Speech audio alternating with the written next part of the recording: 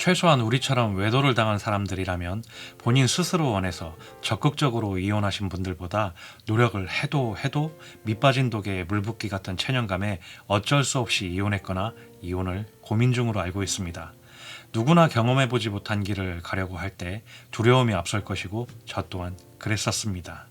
여담이지만 이혼 후 지금처럼 행복할 줄 알았다면 유책 배우자에게 해볼 것, 안 해볼 것 다 해보는 수고스러움 따위는 결코 하지 않았을 것 같네요.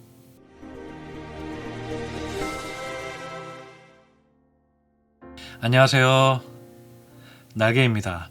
오늘은 이혼의 현실이라는 주제로 제가 느끼는 이혼이라는 것에 대해 말씀드리고자 합니다.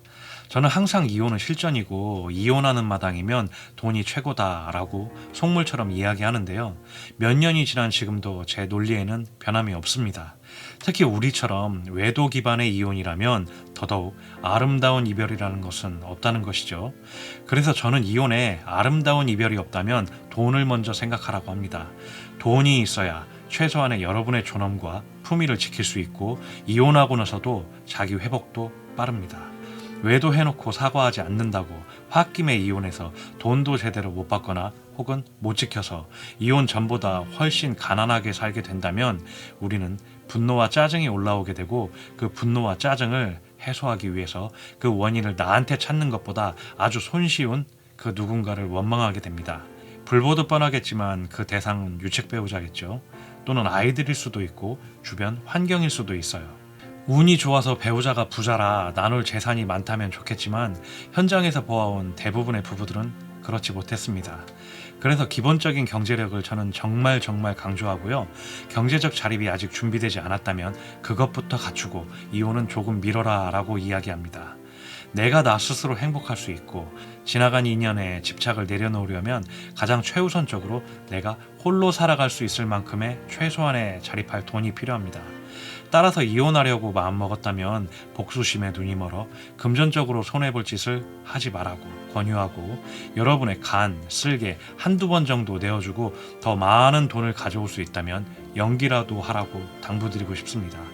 그래서 외도와 이혼을 직접 경험해보고 또 카페에서 많은 회원님들과 소통하면서 느낀 이혼 후 현실이라는 주제에 대해 제 나름대로 정리해보았습니다.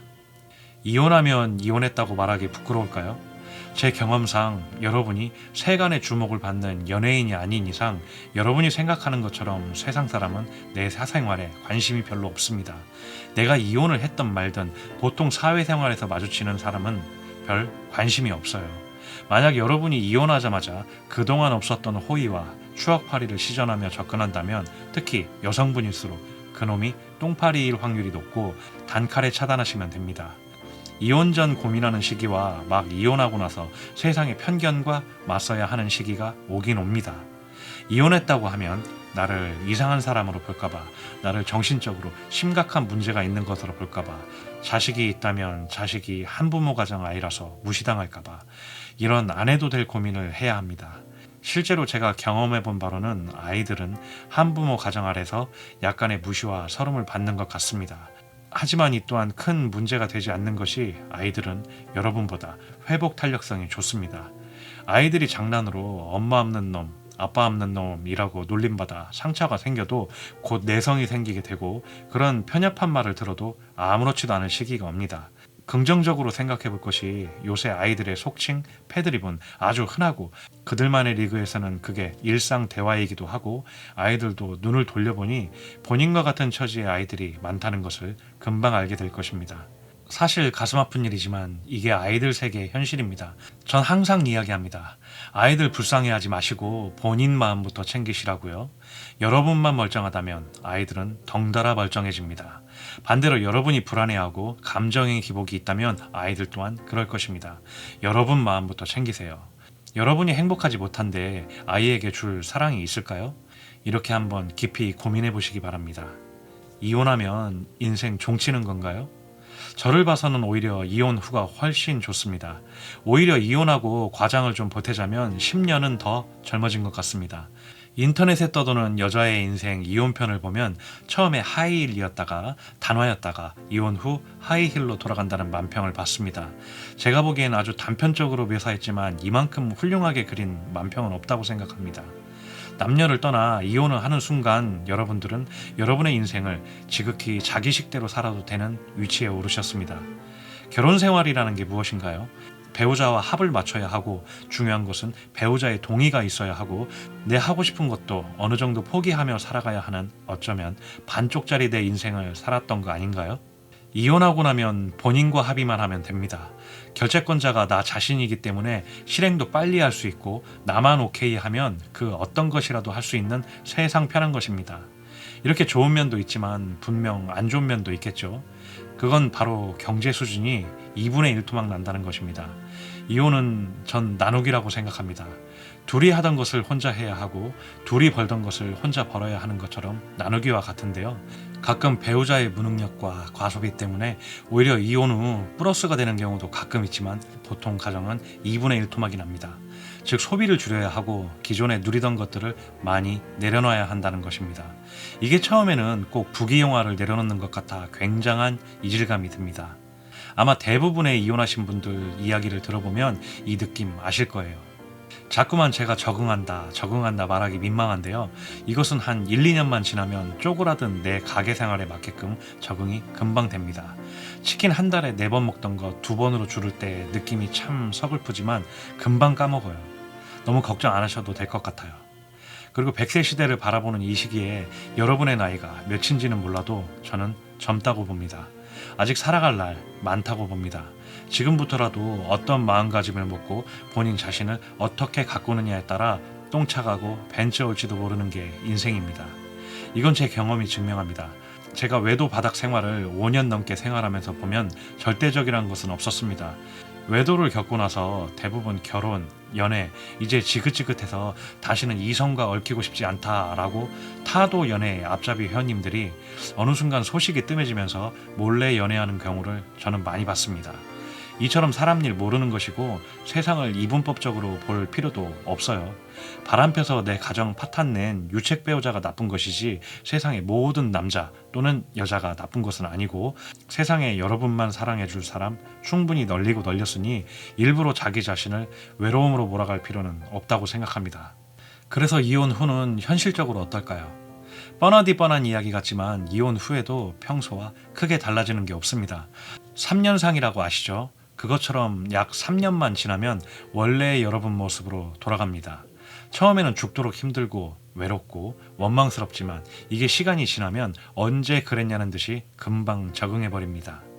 아이가 있다면 아이 걱정들을 많이 하시는데요. 아이가 어리다고 해도 생각보다 아이는 금방 자라고 한가정 아이로서 여러분보다 아주 잘 적응합니다. 여러분은 그냥 경제력만 있으면 아주 손쉽게 해결됩니다. 단지 제가 경험해본 바로는 이혼 전에 충분히 준비한 사람은 이혼 후 찾아오는 공허의 시기가 좀 짧았고 이혼 전 아무 대책 없이 또는 분노를 다 삭히지 못하고 또는 미련이 남아있는 상태에서 이혼하신 분들은 시간이 아무리 지나도 전 배우자를 원망하는 경우를 많이 보았습니다. 그리고 이혼하신 대부분 회원님들이 알게 모르게 다들 연애들을 하십니다.